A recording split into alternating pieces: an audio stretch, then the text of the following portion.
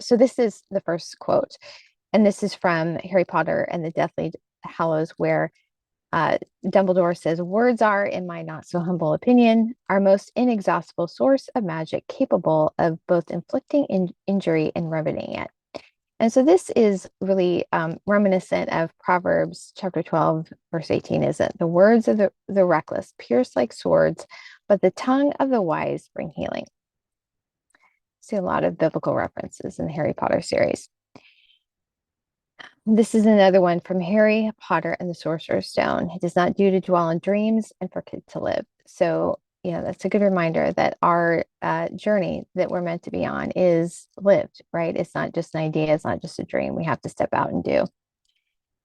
So, Harry Potter, this is from Harry Potter and the Half Blood Prince. People find it far easier to forgive others for being wrong than being right. This is absolutely true. Absolutely true. You can see it in so many of the hot button issues today. A lot of them, there's no question about what reality is, like for COVID and 2020 election, but people don't want to admit that they were wrong about things, and so they won't. And I have a video on my channel called "Are You Willing to Be Wrong?"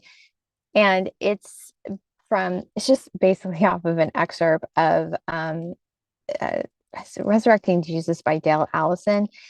And there's 2 pages in that book he's looking at the evidence for Jesus' life and specifically the resurrection. But he has 2 pages in there that are worth the price of the entire book. And he talks about how if this is in academia, if a professor teaches something and it's later proven to not be true, that the odds are they'll never back down and admit it because they've already gone out publicly saying that, claiming that a thing is true. And so they're, they won't admit otherwise. And the reality is that it's not just regarding academics, all of us are like that because it's rooted in pride, and all of us do have pride that we won't admit when we're wrong. And the thing is, if we won't admit when we're wrong, then we're basically shutting ourselves off from the Holy Spirit. And that is an unforgivable sin because the unforgivable sin is denying the conviction of the Holy Spirit. So, anyway, let's go on. It is my belief that the truth is generally preferable to lies. It's true. It's true. If we were seeking after God, we have to be seeking after truth. And sometimes it's easier not to know the truth. Sometimes um, there are some people who would rather like not know the truth or uh because it's more comfortable, but knowing the truth is always better. It's always better. This is from Harry Potter and the Goblet of Fire. While we may come from different places and speak in different tongues, our hearts beat as one. Now, I have read all these, but I can't remember the scenario this is coming from. So if you've seen this or you've read it and you remember what it's from, put in the comments like what he was speaking to in this. Was it one of the, I don't know. I can't. Oops. Sorry.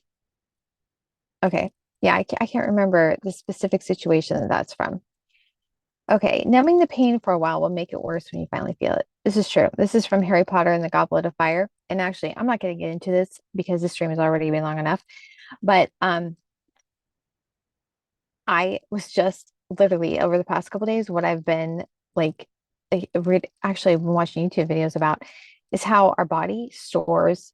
I already knew this. Like I already knew that, our body like holds trauma, but I've been watching different people about the I think it's a facial system or something like that. And they said that you can literally like certain emotions, there's like literal parts in your body that you can like actual places in your body. Like when you like do a deep massage of a particular area, it will be a particular emotion or a particular trauma. And so it's not just, anyway, I'm not going to get into that. I might in another video about something else. But anyway, but yeah, that's true. It's true. We have to be able to face things. Okay. Harry Potter and the Goblet of Fire. Curiosity is not a sin, but we should exercise caution with our curiosity. Very true. I don't remember what that one is either. If you remember, let me know.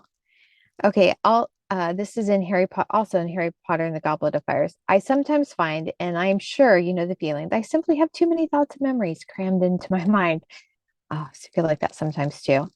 this is when he's like putting his memories into the pensieve or something like that. So yeah, and I remember in the movie, it's like he's stirring it and pulling them out. It's kind of dripping off of it. But and this is also from Harry Potter and the Goblet of Fire. It matters not what someone is born, but what they grow to be.